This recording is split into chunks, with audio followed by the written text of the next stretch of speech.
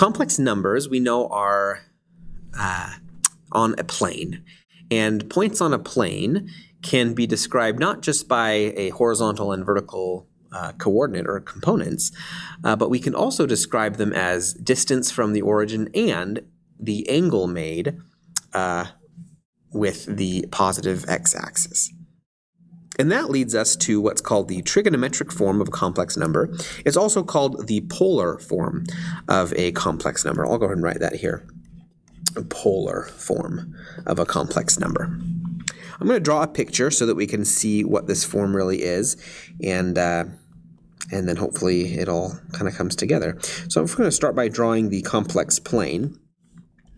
And the complex plane, of course, has our real and imaginary axes. And a point on the plane, I'll just draw this random point here, of course, is the number a plus bi. I'm going to go ahead and draw the distance from 0 to that point. And then I'm going to draw the vertical component of that and the horizontal component. Okay. And then, of course, we've got this angle. We'll call that theta. Well, we know then that this length down here, that's of course a, that horizontal component, and the vertical component is b. And then we've got some relationships between those numbers, the angle, and the length of this hypotenuse. Now, the length of this hypotenuse, we're going to call it r here, but that r is the absolute value of the complex number.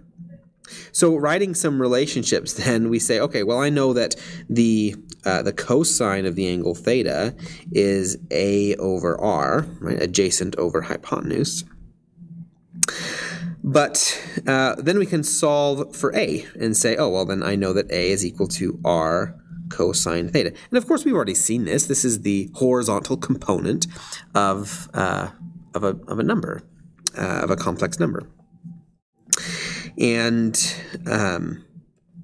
then we could do the same thing for, we'll do it over here, sine of theta is b over r. So solving for b, we get b is equal to r sine of theta. Okay.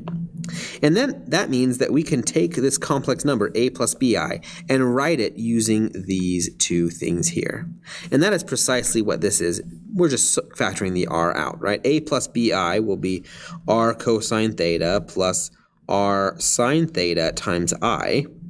And we can factor the r out. We get r times the cosine of theta plus the sine of theta times I. That's what we call the trigonometric form of the complex number. Now you'll notice there's this nice little abbreviation because this shows up, the cosine and the sine show up in that order every time for every trigonometric form. We just kind of condense it and we have this CIS. So we write that as r times CIS of theta. And we'll just read that as r cis theta. That's the complex form, or sorry, the trigonometric form of a complex number, where r is the absolute value of the number, the distance from 0, and theta is the angle that made with the positive horizontal axis to our point. And because of course, this trigonometry, we have all these relationships, right? A equals r cosine theta, b equals r sine theta. R is the square root of a squared plus b squared. We see that just from the Pythagorean theorem, but that's also, of course, by definition, the absolute value of the complex number. And tangent of theta is equal to b over a.